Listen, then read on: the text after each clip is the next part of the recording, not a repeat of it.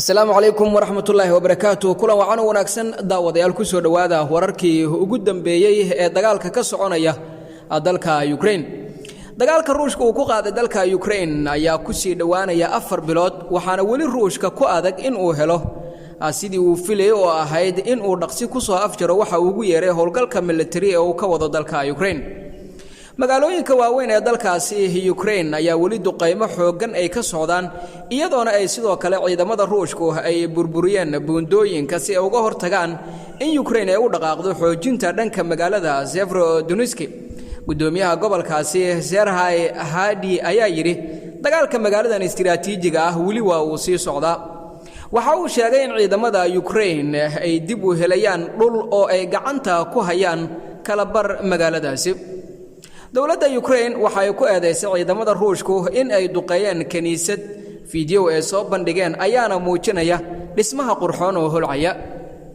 dagaalka ka hor kaniisadan waxa tagi jiray dalxiisayaal badan.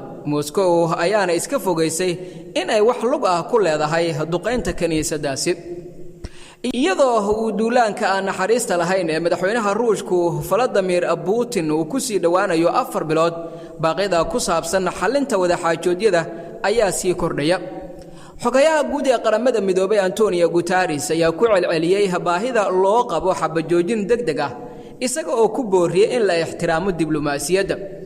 laakiin madaxa kooxda wada xaajoodka ee Ukraine David Arkhamiya ayaa sheegay in Kiev ay sugayso keenista hubka cusub ee wadamada reer galbeedku ka hor inta aysan wada hadallo nabadeed oo cusub la yeelan Moscow.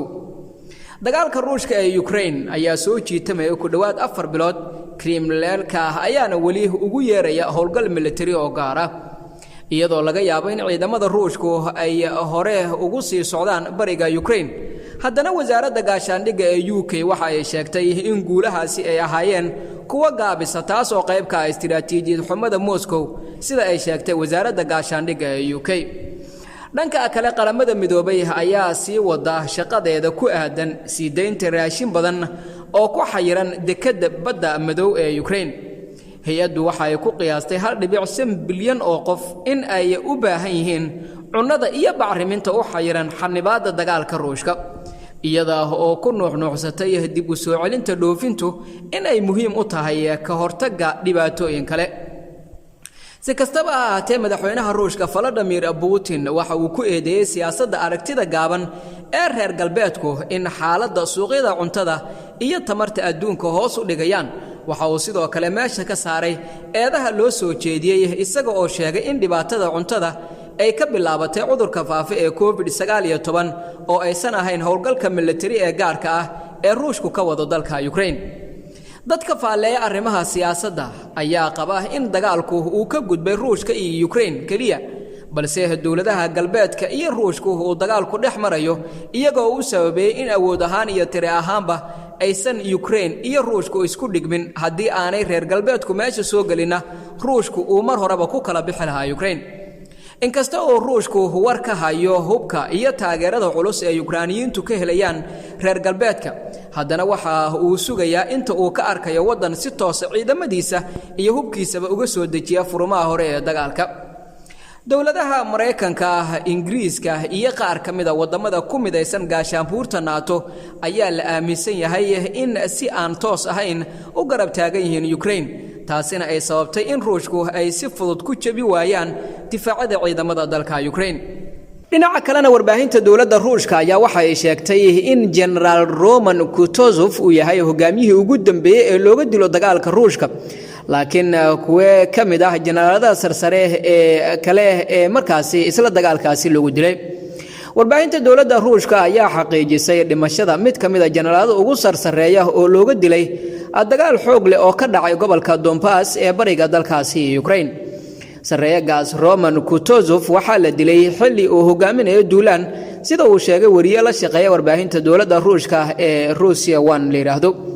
wasaaradda gaashaandhigga ee Ruushku wali kama hadlin arrintaani. militariga dalka Ukraine ayaa dhankooda xaqiijiyay in la dilay General Kutuzov iyaga oo aan bixin faahfaahin ku saabsan sida ay wax u dhaceen. wararka la isla dhexmarayo baraha bulshadu waxa ay sidoo kale ku jira in sargaal sare oo isna lagu magacaabo Roman Bernikov oo hogaaminaya guutada 29aad lagu dilay dagaal ka dhacay dhamaadkii toddobaadka magaalada waa gobolka Donbass. Ukraine waxa ay sheegtay in ay dishay 12 askari iyada oo sargaalkii sirdoonka reer galbeedku ay sheegeen in la dilay ugu yaraan 7 sargaal sarsare oo Ruushka ka tirsan. hase yeeshee wuxuu jahwareer ka taagan yahay warbixinada sheegaya dhimashada saraakiil kale oo Ruusha 3 jenaraal oo ciidanka Ukraine ayaa sheegay in ay dileen ayaa markaasi la soo warinaya in ay nool yihiin. jenaraalada la dilay ee Ruushka ayaa waxaa ka mid ah Yakov Rezantov. waxaa la sheegay in Lieutenant General Yakov Rezantov uu u dhintay duqeyn ay Ukraine ka geysatay saldhigga ciidamada cirka ee Kornebakh ee u dhow magaalada Kherson. wuxuu ahaa taliyaha 49aad ee ciidamada isku dhafka ah ee qaybta militariga ee koonfurta Russia. wuxuu qayb ka qaatay howlgalkii ciidamada Ruushku ay ka fuliyeen dalka Suuriya. Major General Oleg Mitayov ayaa sidoo kale la sheegay in lagu dilay meel u dhow Mariupol oo ah magaalo ku taal koonfur bari ee dalka Ukraine oo ay ka dhaceen qaar ka mid ah dagaaladii ugu xooganaa. guutada qaranka Azov ayaa sheegtay in ay dileen sargaalkaasi. waxa uu ahaa taliyaha qaybta 150aad ee ciidanka Ruushka oo ah unug cusub oo la sameeyay 2016 fadhigeeduna ahaa Rostov oo u dhow xadka dalka Ukraine. Ukraine ayaa sheegtay in cutubkan loo sameeyay sidii ay uga qayb qaadan lahaayeen colaadda ka taagan deegaanada ay gooni u goosadku ka maamulaan ee bariga dalka Ukraine. inkastoo Ruushku uu beeniyay in ciidamadoodu ay ku lug lahaayeen dagaalada halkaasi ka soconaya. Major General Andrei Kolesnikov oo xubin ka ah ciidanka 29aad ee isku dhafka ah ayaa sidoo kale isna lagu dilay dagaalka 11 Maarso sida laga soo xigtay ilo rasmi ah oo Ukraine ahi.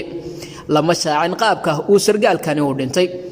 kadib markii Kolesnikov uu noqday generaalkii 3aad ee Ruushka ah ee la sheegay in lagu dilay dagaalka Ukraine, sargaal reer galbeed ayaa sheegay in laga yaabo in ciidamada Ruushku ay niyad jabsan yihiin waana sababta keentay in saraakiisha sare ee militarigu ay ku dhawaadaan jiido hore ee dagaalka. sareegaas Andrei Shavsetsky waxa la rumaysan yahay inuu ahaa taliye ku-xigeenkii isla cutubka Krasimov waxaana markaasi la soo tabiyay in la toogtay 3 bishii aynu ka soo gudubnay ee Maarso. Shavsetsky waxa markaasi uu qayb ka ahaa howlgallada militari ee Ruushka ee Crimea iyo Suuriya. si ka duwan generaalada kale geerida Sokolsky waxa lagu sheegay warbaahinta dalka Ruushka. madaxweynaha Ruushka Vladimir Putin ayaa sidoo kale khudbad uu jeediyay ku xaqiijiyay in generaalku uu ku dhintay dagaalka ka soconaya dalka Ukraine. isku soo wada duubo lama oga halka uu dagaalkan ku dhamaan doono iyo waliba natiijada ugu dambaysa balse waxa wali isha laga eegaya sida ay wax ku soconayaan.